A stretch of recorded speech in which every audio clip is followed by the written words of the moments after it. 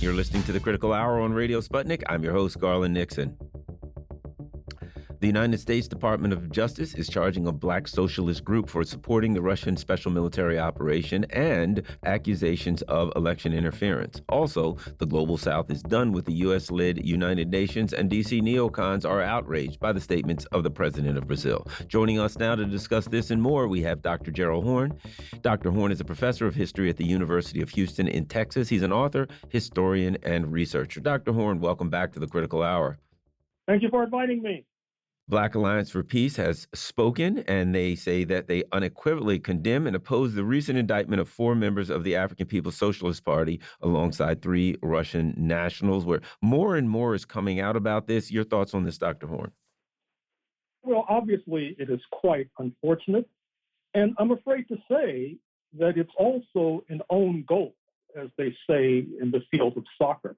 What I mean is that the U.S. administration under Democratic Party leadership is moving to weaken the anti-fascist front of which the African People's Socialist Party is a constituent element. Persecuting Chairman O'Malley and his comrades only serves to strengthen the right wing, which has rather malign intentions for those of us who are not right wing.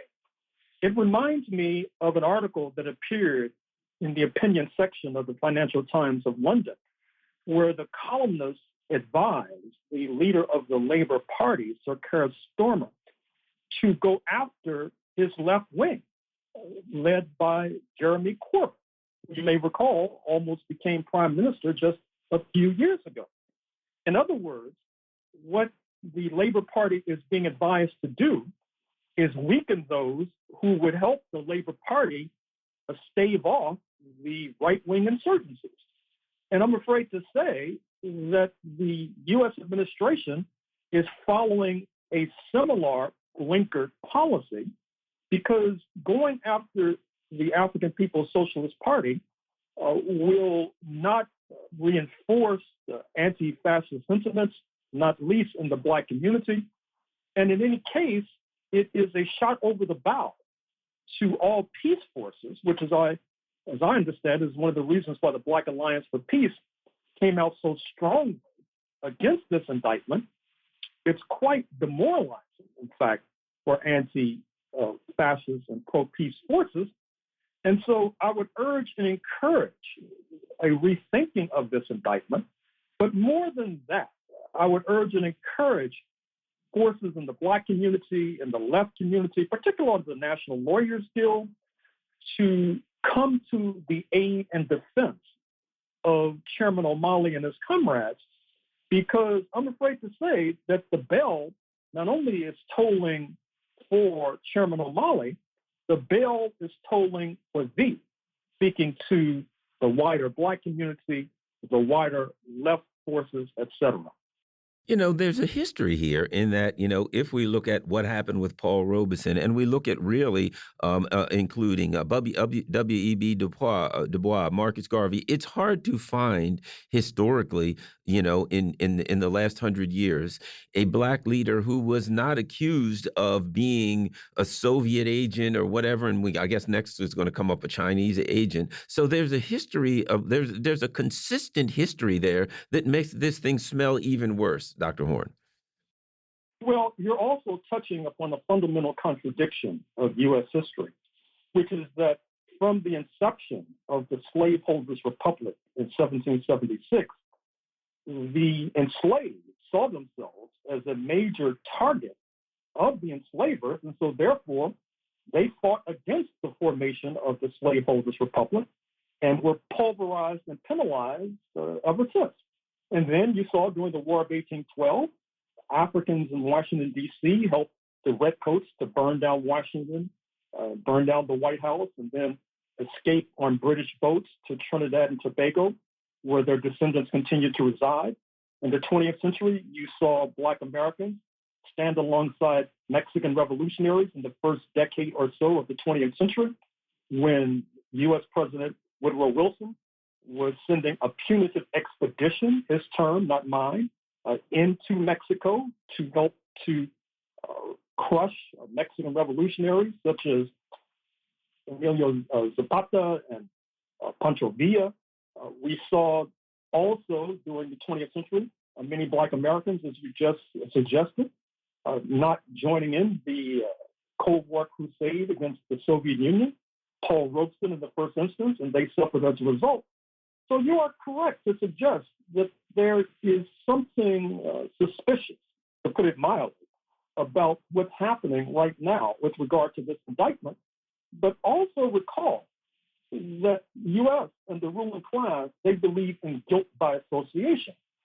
So it's not enough for some to remain quiet about the persecution of Chairman O'Malley and his comrades. Because you are Black, you are suspected of being potentially treasonous. Because you are Black, you are suspected of being a danger to society, which is why you have the alleged coincidence of Black boys ringing on the wrong doorbell and getting shot in the head. That's because we are suspected of being inherently dangerous to U.S. society. And the only way to combat that, to ensure that we do not become victimized by this terrible system, is to seize the opportunity to push back against this rather ridiculous indictment of Chairman O'Malley and his comrades.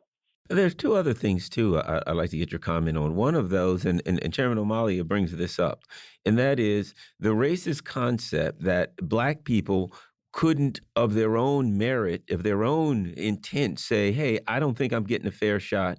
I'm not happy with the U.S. policy, and I want to push back against it. There's a certain racist trope that Black people don't have the wherewithal to do that on their own, so there has to be some white group behind them, in this instance, the Russians or whoever, that's driving them. There has to be some white impetus for Black people standing up and saying, we're not happy with what happened.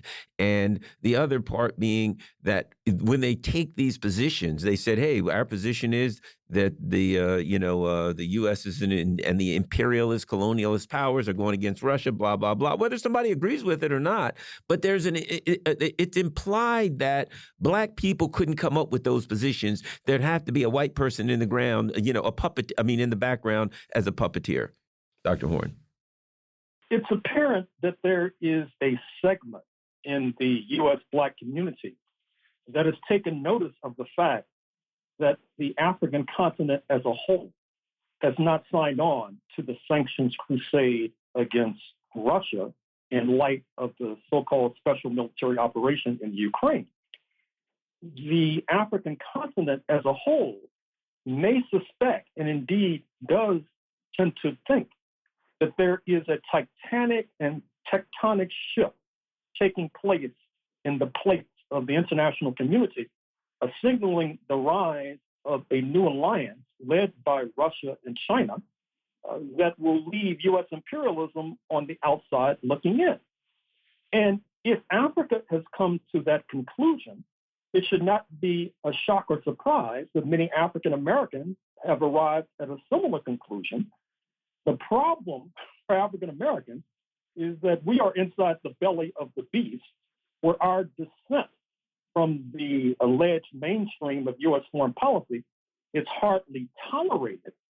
And I think that this case of Chairman O'Malley presents a direct challenge to the very identity of African Americans, because what it's basically saying is that you have to liquidate your African identity. You have to liquidate the possibility of standing shoulder to shoulder with the ancestral homeland.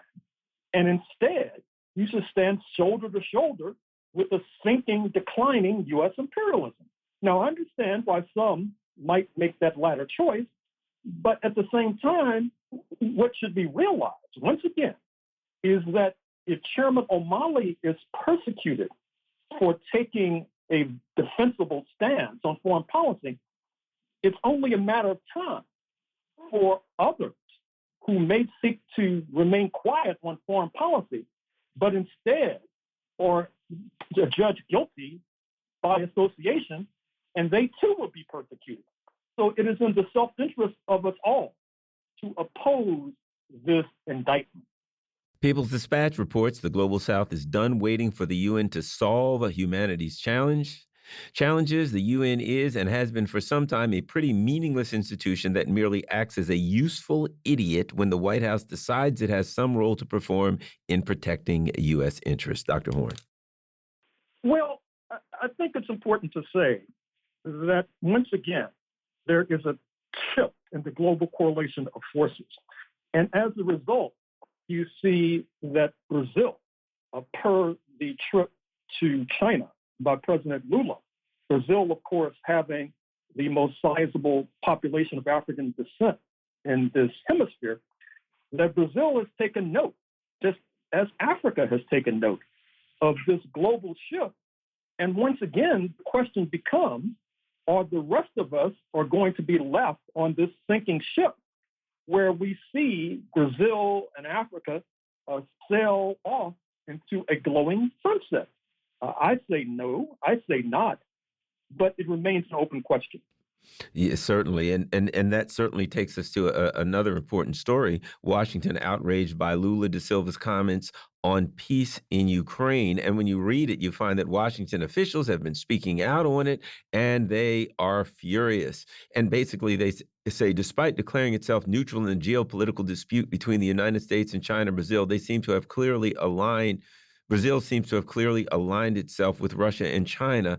And that implies that if you take a position that the United States has clearly created a narrative. If you oppose that narrative, then you're aligned with Russia and China. And when I read what Brazil's saying, they're simply saying, look, we need to do something to get peace here. Your thoughts? Well, it's not only that, but once again, Brazil is reading the tea leaves. And what's even more striking is that France is reading the tea leaves. Recall that before President Lula showing up in China, there was President Macron, and recall the comments that he made saying that the European Union should be a third pole, somehow equidistant between China and U.S. imperialism. A firestorm erupted because Washington, above all, recognizes that it will be very difficult, to put it mildly, to stand up against the de facto China-Russia alliance unless the North Atlantic powers as a whole are united as five fingers are in a fist. With Mr. Macron wandering away from that consensus, that calls into question even more the viability of the hegemony of the so-called Group of Seven, the U.S. and its allies in Western Europe, Canada, and Japan, seeking to dominate the global economy. So once again, I think that Washington should seek an accommodation with reality, but don't hold your breath for that to take place, because from their point of view, they feel that they have the winning weapons, speaking of the military. But if you look at today's New York Times on the front page, it should give pause with regard to that particular consideration, because China, I'm afraid to say, is developing its nuclear arsenal, catching up with every passing day with the U.S. nuclear arsenal. And Washington now has to contend not only with the nuclear arsenal of Moscow, but now with the nuclear arsenal of Beijing. And so unless U.S. imperialism is led by suicidal maniacs, they should consider quite seriously the necessity for coming to an accommodation with reality. Dr. Gerald Horne is a professor of history at the University of Houston in Texas. He's an author, historian, and researcher. He's written upwards of 30 books, and you can go wherever books are found online. I personally like his book on Paul Robeson, The Best. So check it out and find some of his great books.